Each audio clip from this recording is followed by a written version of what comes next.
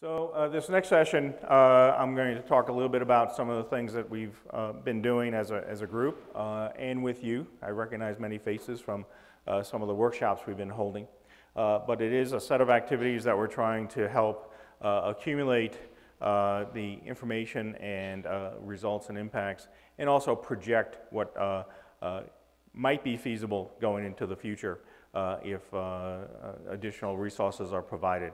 So we had workshops in the early part of this year called BrainstormHPCD. HPCD was our name for high performance computing and data.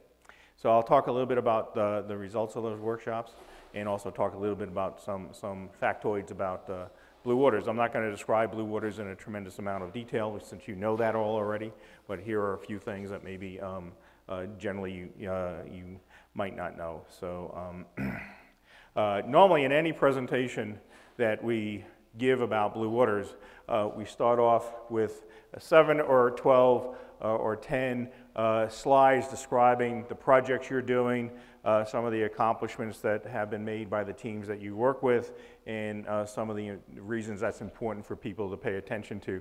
Since you're doing that in 65 sessions or whatever throughout the next couple of days, we're going to skip the science activities, but for us, the science and engineering is really what motivates us. It's much less about the physical equipment, much less about other things. It's the projects and activities for education, outreach, and improving, in general, the ability to do the next generation breakthrough, or what we call also frontier science and engineering. That's important for the project. So we try to emphasize that whenever we talk, but we'll let you do that over the next several days.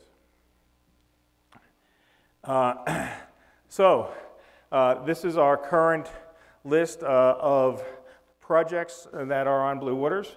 The total number of projects, as well as the ones that are active right now, this represents all of you folks as well as others. So over the last 2 years, we just had our 2-year celebration of being in full service and had an event at NCSA to celebrate that.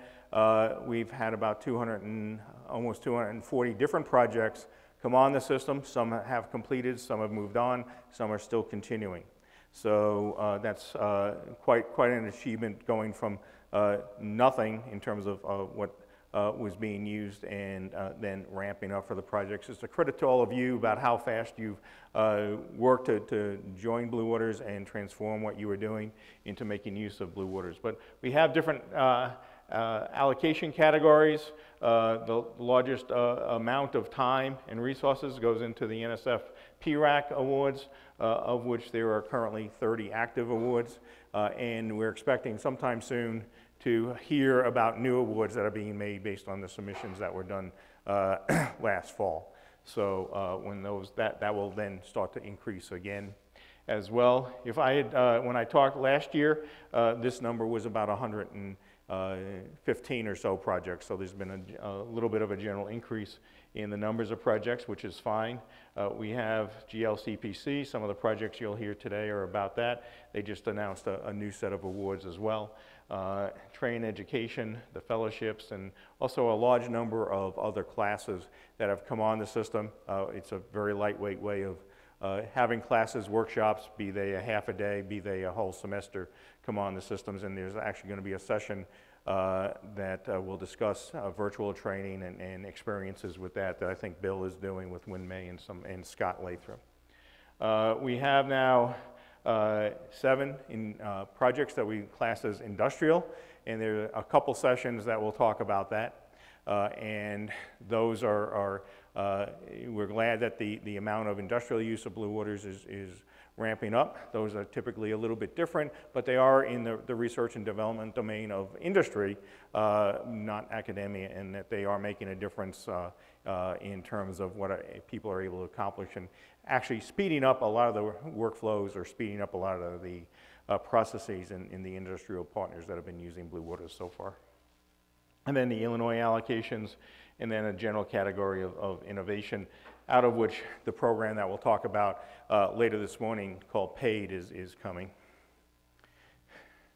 So the other thing that we're pleased is that we basically are serving about 30 organizations in 38 states. So these dots are the projects and the institution of the principal investigators.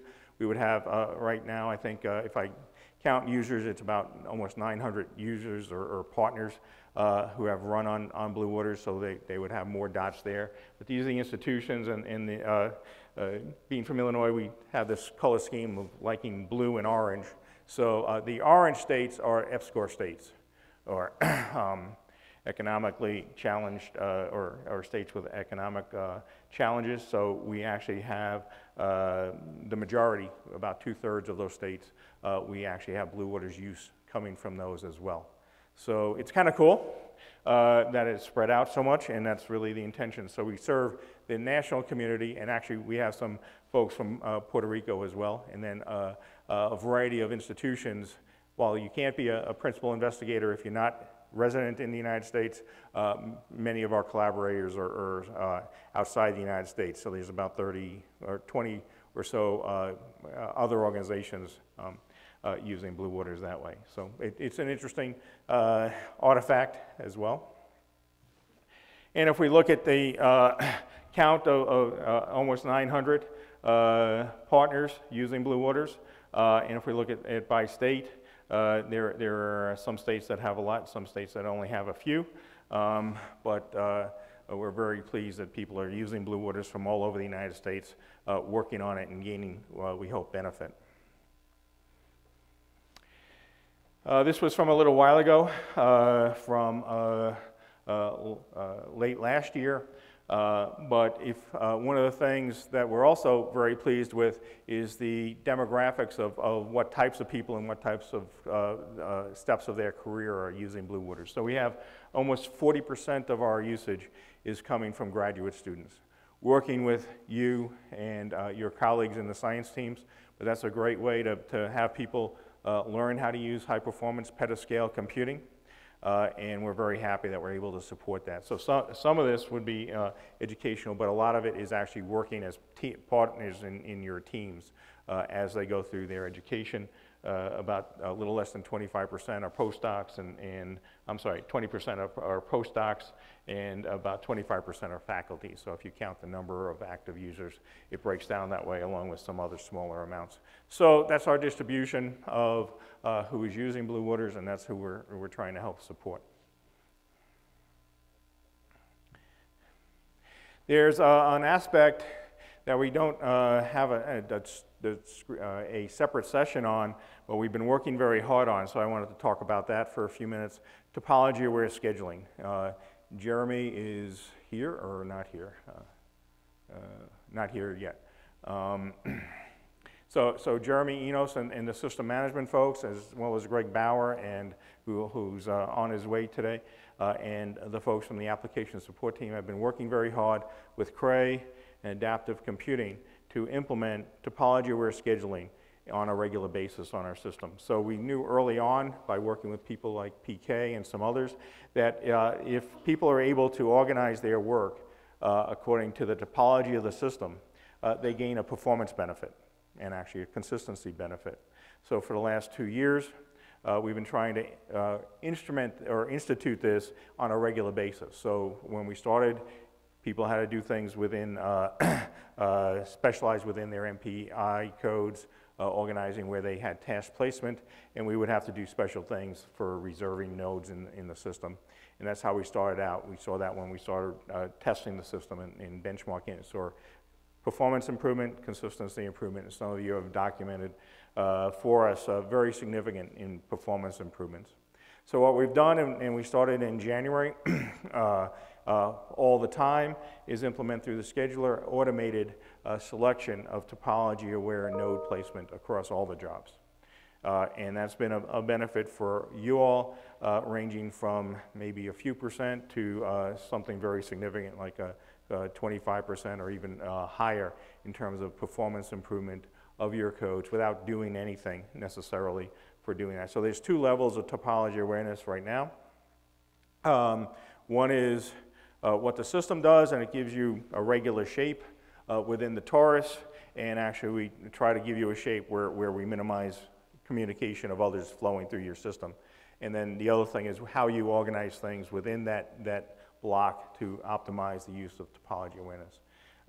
So we've seen very good results with that. We have had some growing pains about some of the scheduling issues because it has introduced new sophistication that we need in terms of what jobs get selected to run when, but we've worked through most of those. And we think that this is going to be a very good solution for many of you. And some of the teams that have reported that they've seen results, one in particular, when we talked to them just in our general conversations, they said, well, they said, how are things going? They said, well, our code started running a lot faster. And what did you do? And it turned out it was topology awareness. So they didn't even know that they were being scheduled differently than we were before. So if you have questions about using this, this is a great time, these couple days, about doing that. And we actually will have some additional help we'll talk about in the session coming up for helping you take full advantage of topology awareness. And our view is that while Blue Waters has a certain interconnect and a topology, systems of the future will also require paying attention to the topology placement for different reasons and different bottlenecks and bandwidths, and some more so than others. But this idea that we can no longer afford to ignore and just randomly place things in a machine and do that is going to go forward. So the work that you would do to take advantage of this on Blue Waters may or probably will pay off in the future for other machines that you run on. And also, the technology that was done as part of the project to implement this would be available as well, and not only in the one schedule, but at least the general methodologies would be available in others if they wanted to make use of that. So a couple of comparative slides. I'm showing data from the XD mod software that accumulates XSEED usage as well as Blue Waters usage, and just a little bit of comparison. CPU hours by job, this is the aggregate number of hours times how many nodes are there on the XSEED systems. In aggregate, that's all the systems. The average range is about between around 300 or so jobs, and is growing slightly if you look over time. This is the 2 years of production service that we have in Blue Waters, so I'm comparing that just as fun information. If we look at Blue Waters, 500 million is between 4 and 500 million core CPU hours, core hours equivalent. Ours calls it a CPU. Is what is the average job size? So much bigger, much longer running jobs is really what this turns out to be. Similarly, the total CPU hours per month, core and CPU hours, there's a little bit of difference. This is not accounting for how fast the different processor is in different systems on XSEED for XSEED.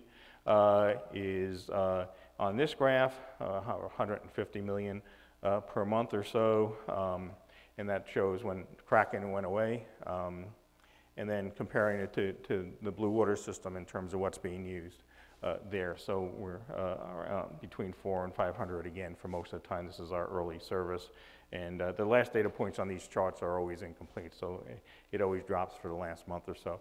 So just to give a comparison of what's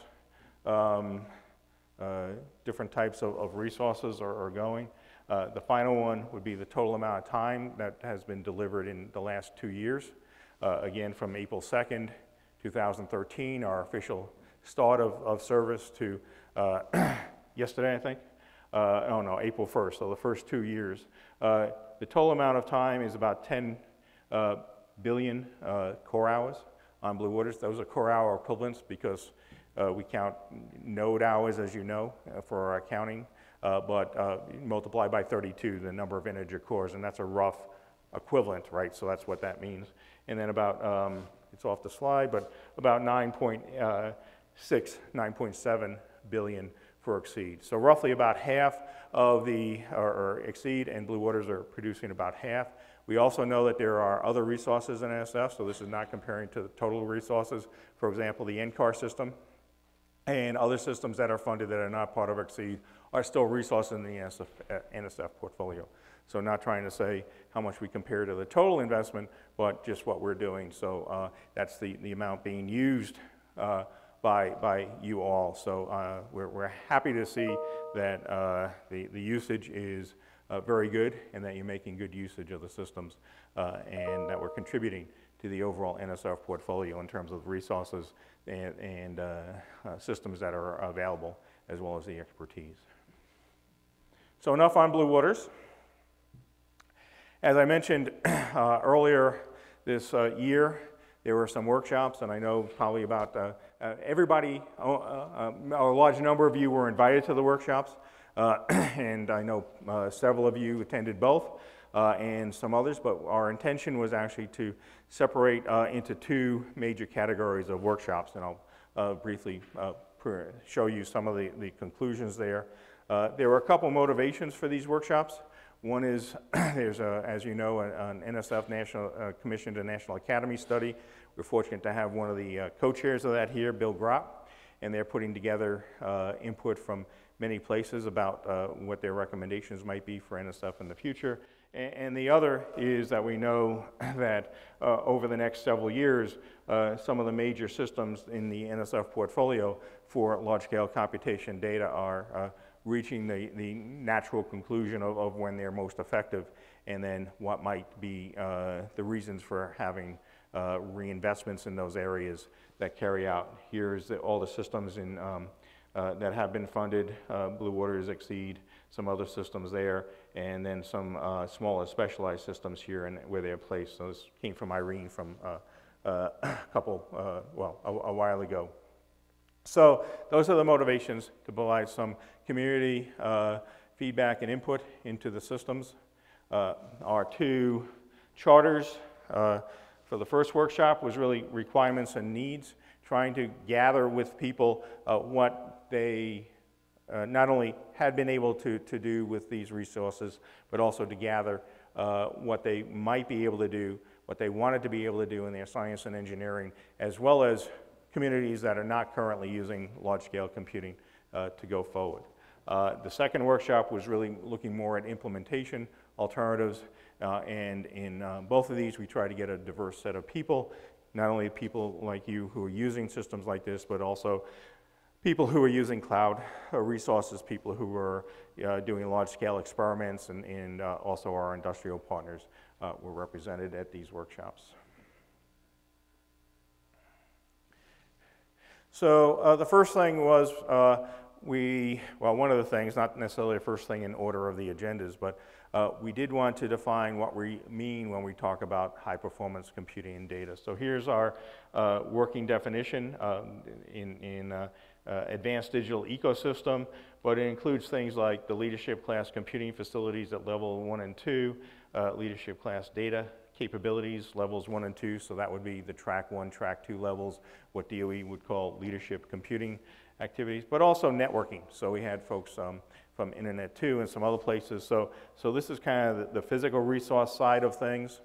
And then we also talked about and identified support and service models that help people in a multidisciplinary, multi-computational way, that help people make use of these resources, because sometimes they're challenging resources to use well, right? And they want to be used for the things that they're unique at, not the things that might be commonplace.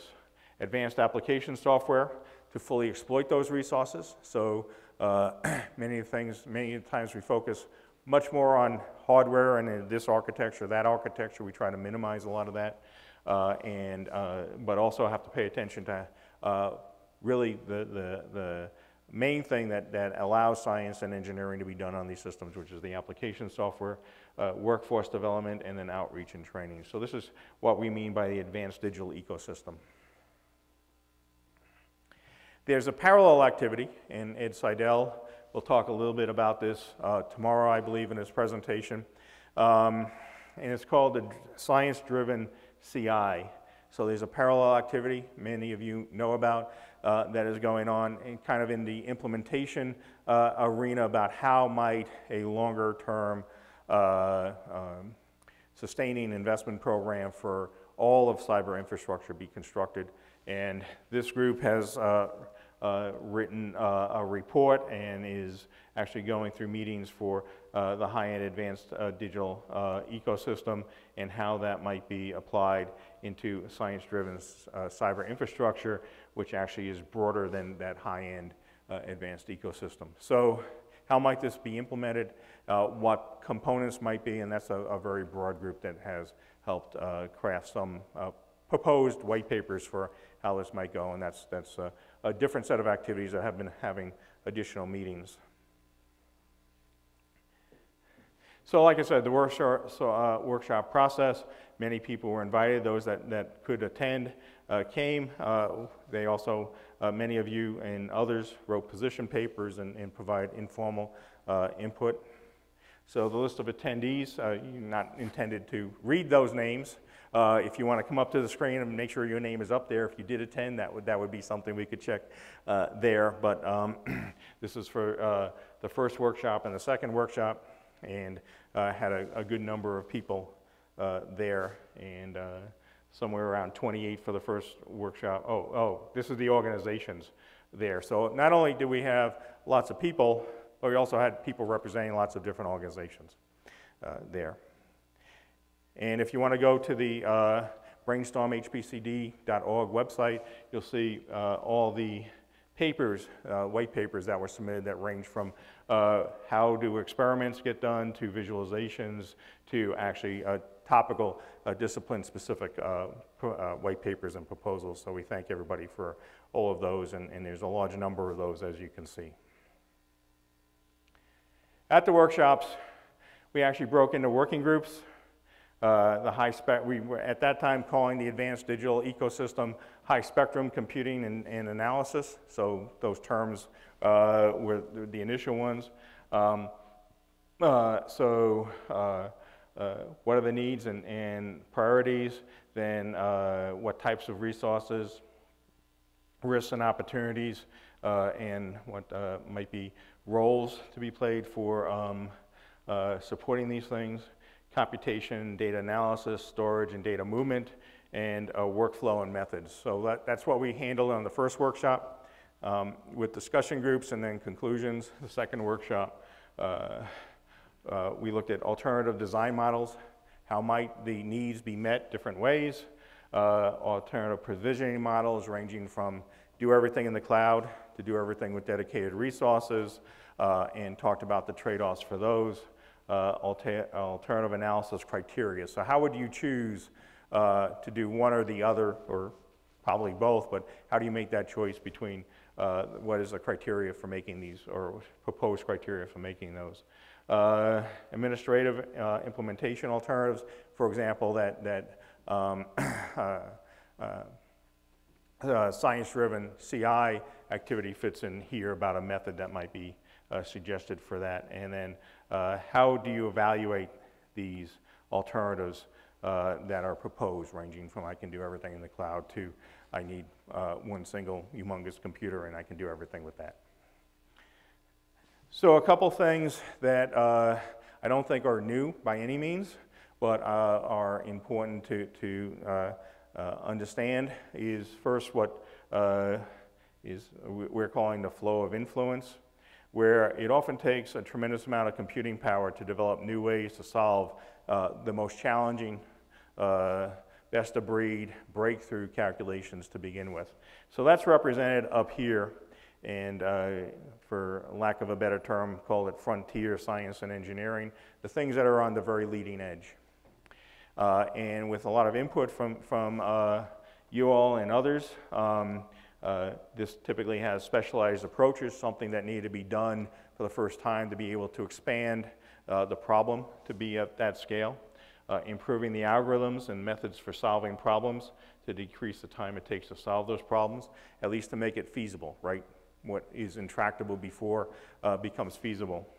And then what we believe is the process is once this is done, that same level of once the software enables things, be it an application code or a method, then what happens is what we call the out front science and engineering adopted best of breed. So these are the early adopters of that frontier method. It's not everybody, but it's another set of teams, maybe on the order of 5 or 10 or 20 teams that start to do that scale problem pretty soon after the frontier problem is done.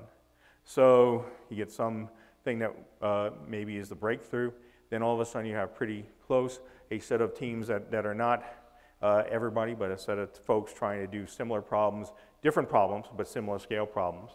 Then things become community best practices, best of breed in many implementations. So you go through a cycle, and of course there's feedback of this cycle, and then it becomes more or less the embedded best of breed method, and becomes more ubiquitous in terms of how people are using tools. So we've seen this for many generations of software, of hardware, where what was done a while ago now works on your laptop, your PC, but it took a very large scale resource to develop the first time, and more people are using it. NAMD is an example that is up here at the 100, 200, 300,000 atom level, but is also over here because I think they have hundreds of thousands of downloads of NAMD running more or less everywhere for other problems. So that goes through the cycle. Many of your other codes are examples of this as well. So this is one thing that this cycle needs to be continued to be supported all the way through the cycle, because if you stop here, then soon this dries up, and soon that or after a while this dries up. So while there's lots of results coming from all of these, this cycle needs to be supported. The other cycle in this slide is from Tom Jordan. He showed here last time at the symposia, but it is true, and it's applied to many different areas of science, and we have some reinforcing information, is the cycle of using data, using models and simulations that is now part of almost all of our scientific endeavors. All of our engineering endeavors are part of this method.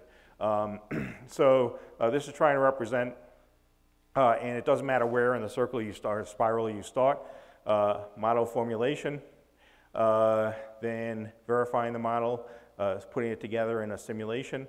You simulate using the model that was created, and then it comes back through. You have to validate that by getting real-world data, comparing it to what you simulated, finding out how close that simulation is, what is missing, what is maybe new that wasn't identified with the real-world data. And then it goes back through, simulating more data, building the model, simulating, going around and around. So while this is an outward spiral, the thing that's important to realize is as you go out in the spiral here, if you're trying to do this in the same amount of time you were before, right? If you have a problem and you have, say, I want to solve my problem with the better methods within 6 months, you got to move faster. So it's kind of like being on the outside of the windmill versus the inside, where the tips of the windmill are moving much faster. So in many of the areas, this now is speeding up and becoming almost completely overlapped. There's no more discrete phases of this, and teams often have to be working in multiple of these areas. It's not like you hand it off any longer to another team to do the validation or whatever. You're working with other team members, experimentalists, observe data, all trying to work together to speed up this cycle. And this applies also, there were examples, for example, we had some folks from the LIGO experiment, and they interact very much with some of the science teams here doing the black hole colliding in gravitational waves, Christian Ott's team being one of those. So LIGO can't interpret its results without the simulation that helps them interpret it. The simulation can't really make progress without the data that LIGO has been providing and will be providing for the next generation resources. So this is the critical part of all science and engineering is no longer discrete in terms of I only do experiment, I only do theory, I only do computation. So some characteristics of systems, and this came from some of the workshops that we did here last year, been refined, is the dramatic increase in fidelity, how you count that in your discipline, from numbers of atoms to resolution for climate models to numbers of particles to whatever the flows are, as well as increasing resolution and the complexity. And the other thing that I think sometimes we have trouble describing is what we call ensembles. Because ensembles a while ago used to be rather small problems. You ran a lot of them. Weather forecasting does that. To get a weather forecast, a site may run 50 or 60 for each forecast. They get a statistical understanding of those ensembles with different conditions and even different codes, and then they can predict things like the probability of severe weather or something like that, right? What we're talking about here are ensembles that are very large for uncertainty quantification, for the same types of statistical averaging or insight that you have. So now these may be what a couple years ago were a full-scale frontier science scale problem, now has to run multiple times to achieve the insights that we need. Longer time periods. I think there are a number of you in the audience that would like to be able to simulate a longer time period of simulated time.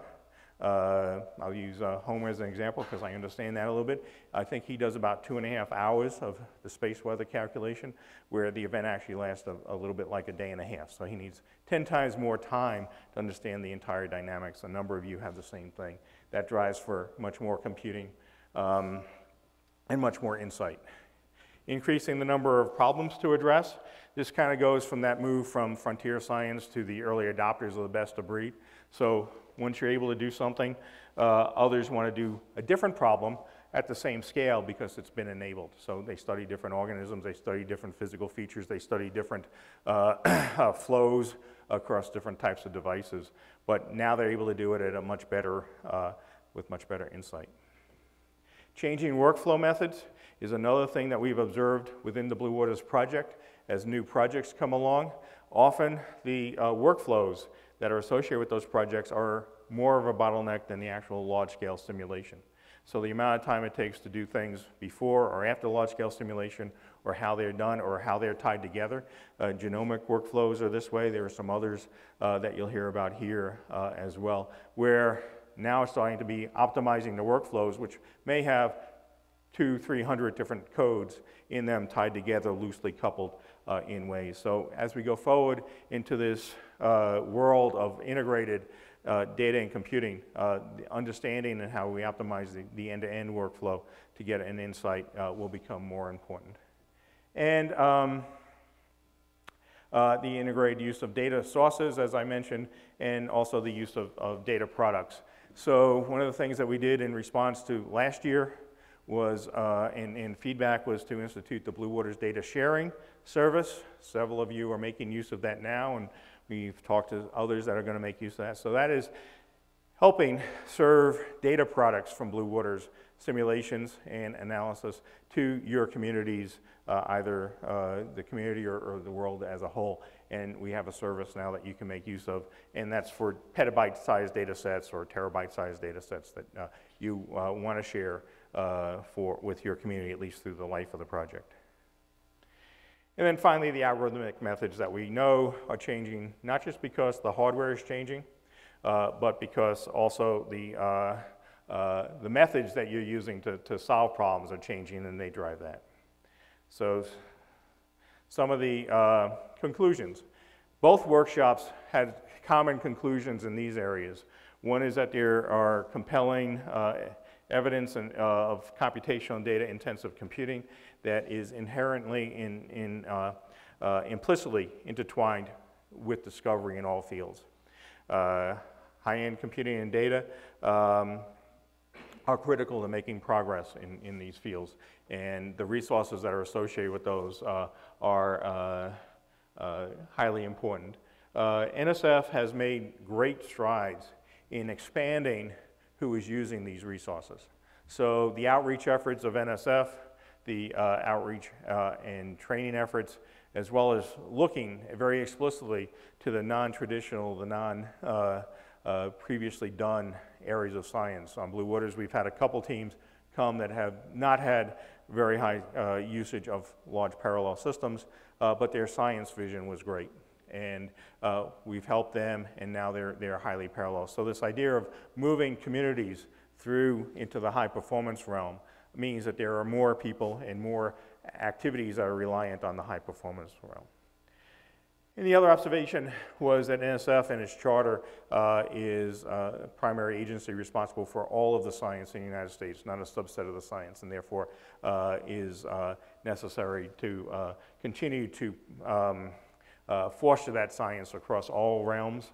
And we note that much of the science that's done on NSF resources are done by funding agent or projects funded by other groups. So it's supporting the entire range of science, not a subset, not just for, and not programmatically. It's the best science that's available to be done.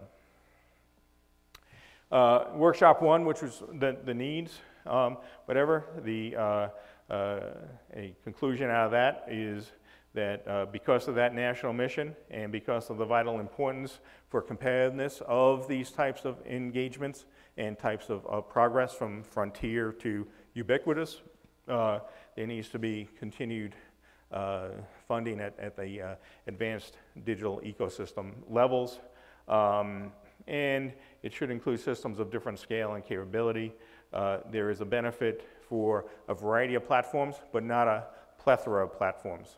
So this conclusion is 2 or 4 systems. You don't need one of every kind. They need to be of big enough scale that they can actually do these frontier problems as well as the early best of breed problems. So minimum size and capability are required. So it's not some for everything. That's other types of the cyber infrastructure. Anything else here? So some level of sustaining funding so that you all can plan on what's going to be coming and you can start to engineer your codes looking to the future. You know that there'll be resources that will support your next range of science goals is there, and then the frontier science is there. We looked at some historical funding. Within the U.S. government, there is a categorization of funding across all the agencies, and that has a variety of things. This is from the National Information Technology Research and Development Funds, and this is NSF's funding, and it shows two of those categories are high-end computing. And there's about 7 or 8 other categories. They change from trustworthy computing to networking. So there's a variety of categories over the years, and this goes back 15 years for that. So the funding for all these categories has been going up to a little over $1.2 billion. But the observation is for about the last 10 to 15 years, the funding for the high end within the NSF portfolio, with the exception, this is the Economic Recovery Act where all the funding went up for everybody in the government, has been pretty much in the $3 to $3.5 million, $100 million range. So that's been pretty much the level of funding that has been progressing with that. If we compare to one of our other agencies that funds high performance computing a lot, this is the Office of Science, part of the DOE, and look there as a % of their total budget. And the DOE has a smaller budget than NSF in total. This is also a pretty much flat line except for the Economic Recovery Act, while the DOE investment has been changing over time. So if we have more computing need, because it's much more embedded into all the science disciplines and it's much more specific, and we want to continue making best of breed and frontier science, then there is pressure on the number of resources that are available with more or less that level of funding. There are many of you, and you've seen some of the vignettes that we've put out after working with the science teams of what might be over the next decade achievable.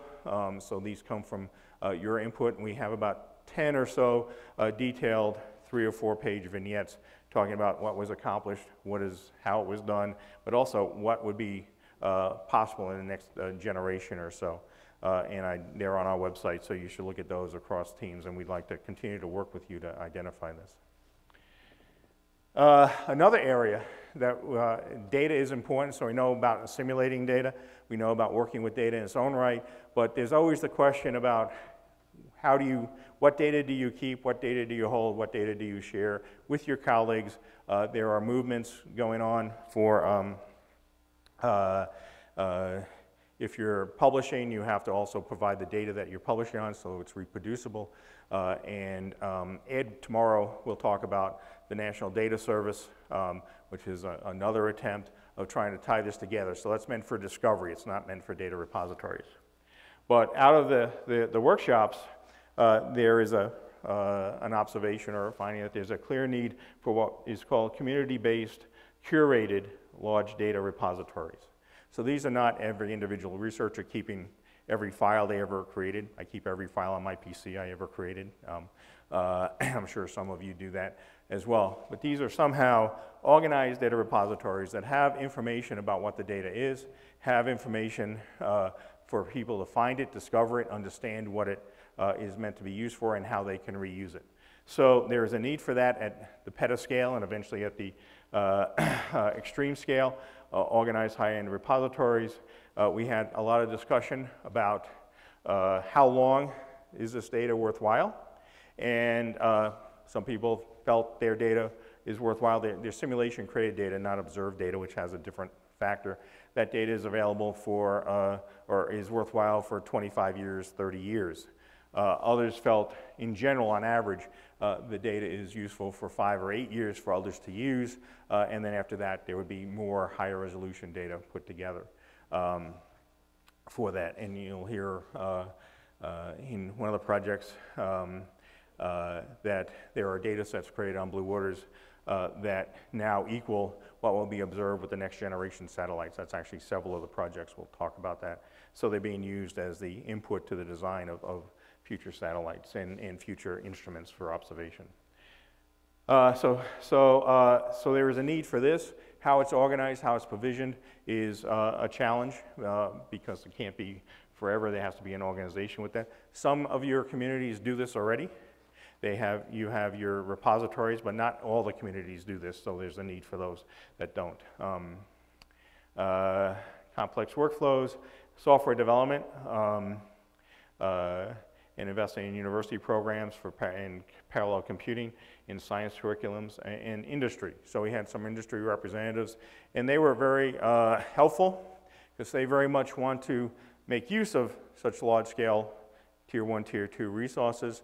It enables them to go much faster, enables them to bring competitiveness to the United States as well as to their own company, and they're challenged in terms of their different constraints for doing so. So they want to do their frontier problems on systems. They may not be quite as frontier as some of the science teams are doing in academia, but they are frontier problems to their needs.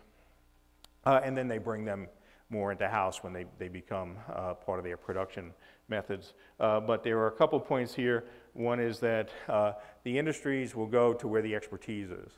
And at the moment, they're exploring a variety of different instruments or resources, and they're going to more or less settle on the organizations where their expertise is that can help them. So unless they're able to make use of NSF resources, and I will say they weren't thinking that we were real friendly to letting them use NSF resources. There are processes that we have to do that, but they thought we could improve in those processes. Then they were saying they'll probably end up with expertise elsewhere on their codes, on their problems.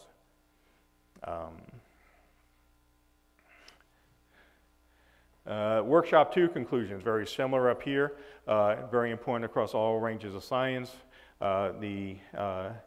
Success has bred the need for additional resources, so this momentum that is built up, either at whatever scales we have that you all have worked on, but also increasing. Investments in large-scale facilities, here's several of those that have investments from on the order of billions of dollars, are equivalent to what is needed for the advanced digital ecosystem.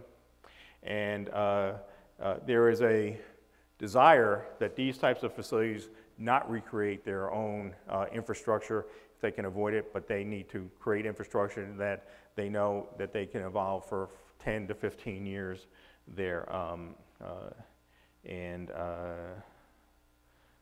Some other recommendations that the organization made about the rate of changing the slope on those curves. Frontier science, that cycle should be a focus of NSF in terms of their funding and enabling international competitiveness. So those are kind of the outcomes of these workshops. For everybody that participated in those workshops, I want to thank you for your input and your time in spending that, and these are hopefully going to be ways of sharing what the impacts are and what the needs are. So computational and data methods are integral to all disciplines. NSF and others, but NSF predominantly, has been highly successful in expanding the use of high-end resources. So not trying to narrow down who can use those only to a select few, but broadening that with all their programs, and that increases the pressure for the need for resources as people learn how to make use of new tools, then they want to use it for more and more things. And the infrastructure has not increased as is desired or required. You saw some of that, and all realms of the NSF science endeavors will benefit by having that increased investment. So that's the outcomes of the workshops, and I'm happy now to take any questions.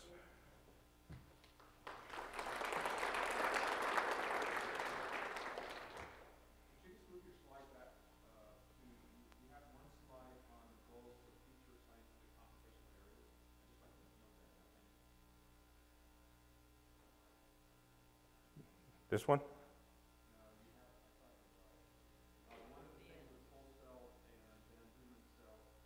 Oh, okay. So these came from the vignettes of the science teams, and there are only a few captured ones. And it's really only a subset. So if you go look at some of those vignettes, you'll see those. So it's just, yes?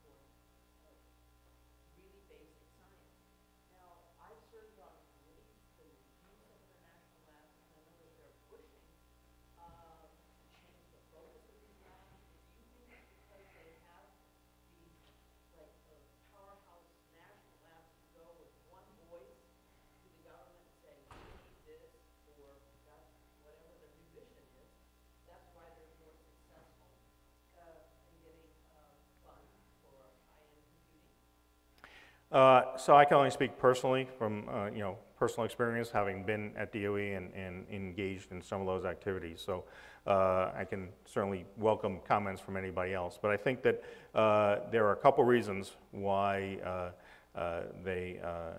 those curves have changed.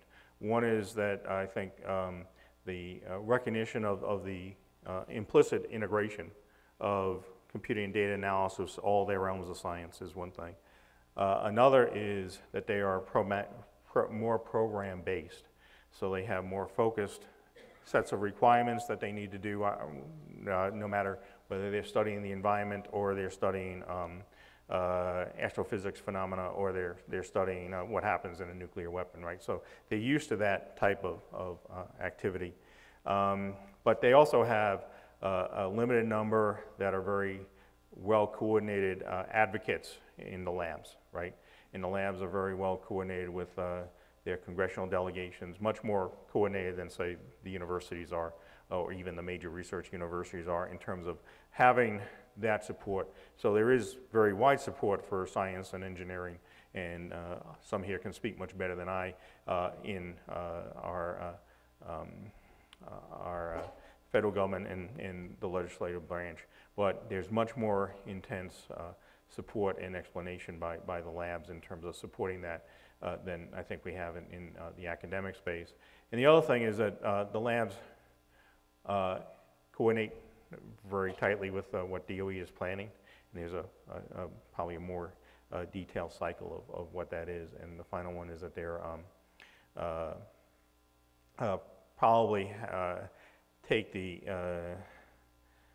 ownership of husbanding the workforces at the labs as an important DOE criteria that may be a little more diffuse, because NSF has so many things that they have to cover, as opposed to the, just the physical sciences or just the weapons science. And I think some people here can talk to that more. But I think there is a much more concerted, organized effort from that. Yes? Yes, you mentioned that industry is referring to get on the water and hypothesis experiences. Now, I'm wondering, what about federal agencies? I've spoken with people. On button? It's on? Okay. I've spoken with people at the Office of Tax Analysis, Congressional Budget Office, also the Federal Reserve, and they do not have internally access to anything remotely similar to high-power computing. Now, are these resources available for, under certain rules, for those people? So I can only speak for the Blue Waters allocation, and Rudy or Irene might want to add to this. But the answer is yes, that the only requirement for somebody to propose and have their project approved, there's two requirements, not the only requirement. The basic requirement is that the principal investigator has to be resident in the United States on a legal basis. And the other is that they have to go through peer review, which is stringent, that shows that their work is first class. And those are the two characteristics that I think you'd summarize. So it doesn't matter what funding it comes from. We have a large number of teams that are funded by other agencies other than NSF, including the DOE, the NIH, NASA, and others. So it's not a matter of who funds it. It's a matter of what is proposed and does it need such a resource as well to do their work. So. Okay. Rudy? Could you elaborate a little bit on that point that there needs to be an increase in coherence of NSF CI? So I think that there may have been two. One is with the recognition that things are so tightly coupled, with the recognition that data plays a more important role, but one of the big challenges in those workflows is actually moving data, right? So moving data costs in power, electricity, but also costs mostly in human time to move data back and forth to different places. So there's probably going to be consolidation. You see that in some of the large cloud service providers and internet service providers, where there's a consolidation of physical resources around the data going to minimize the movement. So that may occur, and it makes it harder the more diffuse this gets. You have a tier of things like from instruments flowing into a certain place, or up through the cyber infrastructure from campuses up through in terms of how people work, and that has to be accommodated for. But there's probably the sweet spot for how many advanced digital systems, systems on that level, right? So again, these workshops were at one level, not every possible solution. The thinking was 2 to 4 is the right number, and to try to keep that going. 2 for redundancy and for operational. 4 would be kind of where you lose the efficiencies of having to recreate lots of things in multiple places. So that's one level of consolidation. I think the other thing that maybe you were talking about is the coordinated voices of the community in terms of what's necessary and what's needed is more diffuse in the NSF space than it is in the DOE space. Did I answer the question, or did I miss what you were talking about? Anything else? I'd like to follow up on this theme. I don't want to put you on the spot at all, but of course you're on the spot. Anyway, it seems I wouldn't be if we had to, yeah. It seems as though over the years, as you show in your slide, that the NSF support for the cyber infrastructure and HPC has been fairly constant. There's indications that it might actually be decreasing a little bit. There's a fear among people. There's always fears, but there's a fear among people. The NSF really doesn't get it. In real dollars, yeah. And I don't want to compare the DOE or other initiatives, but it seems as though that the National Science Board has a consistent view that Congress has a certain attitude towards the NSF, that the fraction that goes to HPC and cyber infrastructure really, if it's to increase, it has to affect both those entities. And I'd like to get your take on how that needs to be done by the community, some of whom are represented here, some of which is represented here, but how is that to be done effectively to really change that graph and that trajectory? So the first thing, as a reminder, this increase is important also, because this is the things that are not high-end computing, right? So that has been going up. Investments, so the NSF has made investments in other high-end cyber infrastructure technologies that fit into what is reported here, which is a subset of the entire budget, but they roll that up as a supplement to every year's budget there. So there are different choices that are being made in different agencies based on what they need. If you looked at the NASA curve, it would be actually going down over the same time period, right? So that's not good or bad. That's just the reality that we're in for that, and that's something that as a community we should be able to have influence on. I think there's an awful lot of interest in hearing from the community, you all and others for that. But typically we very much talk to our individual science areas, and one of the things that's different about this high-end computing and data part is they're instruments rather than a telescope that is used by a number of researchers, but not many different communities. There's an analogy that we saw where a computer like a Blue Waters or like a Stampede is a universal instrument in the sense it can be a microscope, as is used by Klaus Schulten. It can be a telescope, as is used by Brian O'Shea, and it can be a probe, or it can be a petri dish, as is used by somebody else who's studying the influence of the external environment on the evolution of genes. So it's a universal instrument, but that means that there's no single community that is responsible for husbanding and proposing what that next instrument is. So that's, I think, a great benefit, because again, it's ubiquitous, everybody needs it, everybody uses it, but it's also a challenge for us. It still seems as though you have to get to the National Science Board and to the Congress. So maybe offline we can all discuss how best to do that. Right, and I think that's one of the points of Bill and Robert's study. I think Rudy and Irene are very well aware of those things that are going on, and of course it goes up through the hierarchy. It's the same as building what DOE calls the exascale program. Was a very broad thing that went through the Secretary of Energy and took several years to get the Secretary of Energy to agree that that was going to be one of his priorities after many iterations. So all those are necessary, but I think without the communities here, and we're not talking about is this at Illinois or is this someplace else. It's a community need. Without that energy going forward, then the likelihood is things remain the way they are in terms of that there. And so I'd like to, we're about a little over, but Bob Panoff had an item that will end this session on. So there'll be, at Schroeder, we've been putting together a number of different ways of explaining high-performance computing to people and working with one of our interns. This is Kelly Katzenmeyer, graduated yesterday. She goes on to a Google internship in parallel computing and visualization.